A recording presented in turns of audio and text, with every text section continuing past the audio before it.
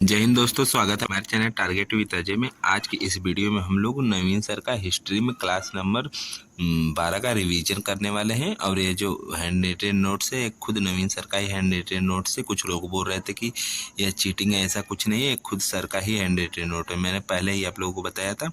इसी से हम लोग शॉर्ट रिवीजन करने वाले हैं। आज के इस वीडियो में हम लोग सैयद वंश पढ़ने वाले हैं।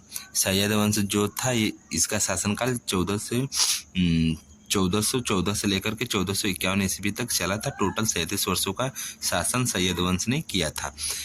ये जो सैयद वंश था, इसके संस्थापक का नाम खिज्र खान था। और ये जो खिज्र खान था, यह फिरोज शाह तुगलक के समय मुल्तान का सूबेदार था। फिर इसके बाद जब तैमूरलंग का सेनापति फिर जाकर के खिज्र खान बन गया था। नेक्स्ट हम लोग बात करते हैं कि तैमूर ने भारत से लौटते समय इसे लाहौर और मुल्तान और दीपालपुर का सूबेदार नियुक्त करके तैमूर वापस लौट गया। नेक्स्ट बात करते हैं कि यह जो खिजर खान था, यह स्वयं को पैगंबर मोहम्मद का वंशज बतलाता था अपनी प्रसिद्धि को बढ़ाने के लिए। इसके बाद है कि इसने सुल्तान की उपाधि धारण नहीं की थी। नेक्स्ट हम लोग बात करते हैं कि खिजर खान ने रैयत ए आला की उपाधि धारण की थी। रैयत शब्द का अर्थ होता है किसान, और रैयत ए आला का पूरा अर्थ है कि यह खुद को किसानों का सम्राट बताता था। नेक्स्ट बात करते हैं कि खिजर खान जो था, इसकी मृत्यु 12 मई 1421 ईस्वी को हो गई थी। फिर इसके बाद जाकर के दूसरे नंबर पे मुबारक शाह जो था, यह शासक बना। यह 1421 ईस्वी से 1434 ईस्वी तक शासन किया। यह जो उस मुबारक शाह था, यह खिजर खां का पुत्र था। नेक्स्ट बात करते हैं कि इसने मुबारक शाह जो था, इसने सुल्तान और शाह की उपाधि धारण की। और मुबारक शाह ने अपने नाम के सिक्के चलवाए और खुतबा पढ़वाए। खुतबा पढ़वाने का अर्थ होता है कि उसने अपनी प्रशंसा कराई। नेक्स्ट बात करते हैं कि इसके समय 3 शत्रु थे। उसमें से पहला था खोखर, दूसरा था जौनपुर में था, तीसरे नंबर पर ग्वालियर में था। जो खोखर था, वहाँ का नेता जसरत था।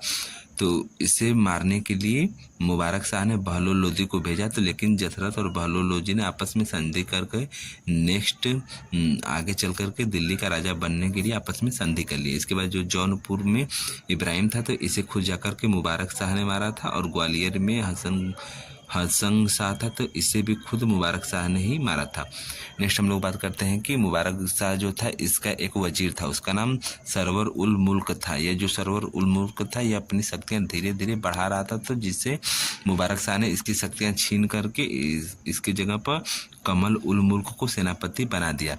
फिर नेक्स्ट बात करते हैं कि इसने याहिया बिन सरहिंदी को संरक्षण दिया, जिसने तारीख ए मुबारक शाही पुस्तक लिखी। इसके बाद नेक्स्ट हम लोग बात करते हैं कि सबसे योग्यतम शासक की बात करें तो यह मुबारक शाही था। इसके बाद इसने मुबारकाबाद शहर की भी स्थापना मुबारक शाही ने ही कराया था। नेक्स्ट हम लोग तीसरे नंबर पर शासन की बात करते हैं कि मोहम्मद शाह जो था, यह 1434 से 1445 तक शासन किया। यह मोहम्मद शाह जो था, यह मुबारक शाह का छोटा भाई था। इसके बाद नेक्स्ट हम लोग बात करते हैं कि मोहम्मद शाह का वास्तविक नाम फरीद खान था। और इस मोहम्मद शाह के समय मालवा शासक महमूद खिलजी ने आक्रमण किया था 1440 ईस्वी में। तो मोहम्मद शाह ने बहलोल लोदी से हेल्प मांगी थी। और जब यह महमूद खिलजी ने आक्रमण किया था, तो इसके मालवा क्षेत्र पर खुद किसी दूसरे शासक ने आक्रमण कर दिया। तो यह बीच रास्ते से वापस लौट गया। तो वहीं रास्ते में ही बहलोल लोदी ने इससे युद्ध किया और इसे मार दिया। तो इससे खुश होकर के मोहम्मद शाह ने इसे बहलोल लोदी को अपना पुत्र और इसे खाना की उपाधि दे दी। 1945 ईस्वी में मोहम्मद शाह जो था, इसकी स्वाभाविक मृत्यु हो गई। फिर इसके बाद जाकर के नेक्स्ट शासक चौथे नंबर पर अलाउद्दीन अहमद शाह बना। इसने टोटल 1445 से 1451 ईस्वी तक शासन किया।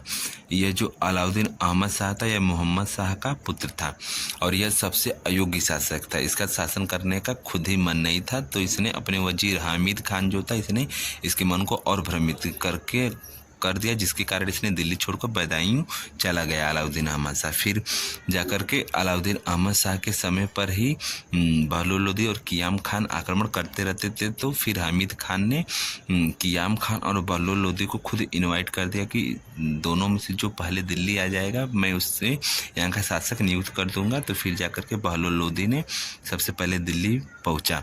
फिर हामिद खान ने दिल्ली का शासन बहलोल लोदी को सौंप दिया। इस प्रकार जाकर के लोदी वंश की स्थापना हुई। आज की इस वीडियो में इतना ही था। आप लोगों को वीडियो कैसा लगा कमेंट में ज़रूर बताइएगा, और जिनको भी ये पीडीएफ चाहिए डिस्क्रिप्शन में टेलीग्राम का लिंक है या फिर चैनल के बायो में है, आप लोग वहाँ से जाकर के पीडीएफ को डाउनलोड कर लीजिएगा, या फिर आप लोग रोजगार विद अंकित एप्लीकेशन पे भी ये पीडीएफ मिल जाएगी। मिलते हैं नेक्स्ट वीडियो में। धन्यवाद।